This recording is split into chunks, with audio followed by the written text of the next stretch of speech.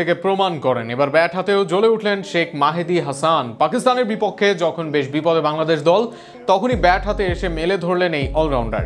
তার ইনিংসে ভর করে পাকিস্তানের বিপক্ষে ঘুরে দাঁড়ায় বাংলাদেশ। অথচ পান থেকে চুন খসলেই মাহেদীকেই সবার আগে পড়তে হয় বাদ। জাতীয় দলের শেখ মাহেদীর অবদান নিয়ে বিস্তারিত থাকছে বল হাতে পারফর্ম করাই তার কাজ, সেই কাজটা ভালোভাবেই করেন শেখ মাহেদী। পাওয়ার প্লেতে বাংলাদেশের তো বটেই বিশ্বের অন্যতম সেরা শেখ মাহেদী, কিন্তু কিছু হলেই বাদ পড়াদের তালিকায় সবার আগে আসে তার নাম। এমনকি ভাইস ক্যাপ্টেন হওয়ার পর মাত্র এক সিরিজ খারাপ পারফর্ম করেই বাদ পড়েন দল থেকে। এবার শেখ মাহেদী আবারও দেখালেন তার কার্যকারিতা। বল হাতে নিজেকে প্রমাণ করা মাহেদী এবার জ্বলে উঠলেন ব্যাটিংয়ে নামেন ষষ্ঠ ওভারে। মিরপুরের বৃষ্টির পর ব্যাটিংয়ে বাংলাদেশ শুরু থেকেই ধীরে আসছিল বল, এর বাইরে নিচু হয়ে যাচ্ছিল বেশ। যেখানে টিকতে পারেননি ইনফর্ম লিটন কুমার দাস ও পারভেজ হোসেন ইমন। হৃদয় ও নাইমও ফিরে গেছেন রান বড় করতে না পেরে।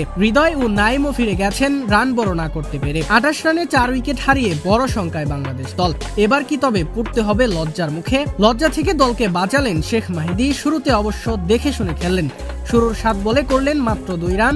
এরপর খুশদিলকে 4 মেরে শুরু করেন বাউন্ডারি হাঁকানো। ওই ওভারে হাঁকান এক ছক্কা, পরবর্তীতে আরো ছক্কা হাঁকান মাহেদী।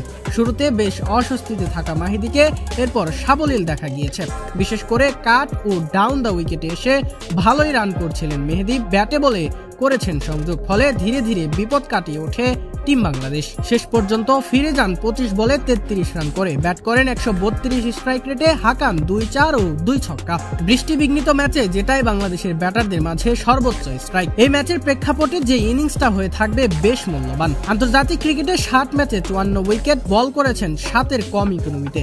দেশ ও বিদেশে সব জায়গায় সফলতা পেয়েছে এই বোলার। বিশেষ করে পাওয়ার প্লেতে তার জাদু দেখেছে সবাই। বাংলাদেশের হয়ে ম্যাচ সেরা, সিরিজ সেরার পুরস্কারও পেয়েছেন বেশ।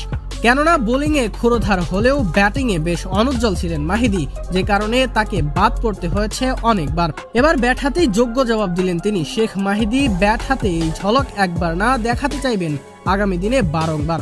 বল হাতে ম্যাজিকের পর ব্যাট হাতেও যদি শাসন করতে পারেন তিনি, তবে আগামী দিনে টি-20 ক্রিকেটে বাংলাদেশের সম্পদে পরিণত হবেন শেখ মাহেদী, তাতে নেই কোনো সন্দেহ।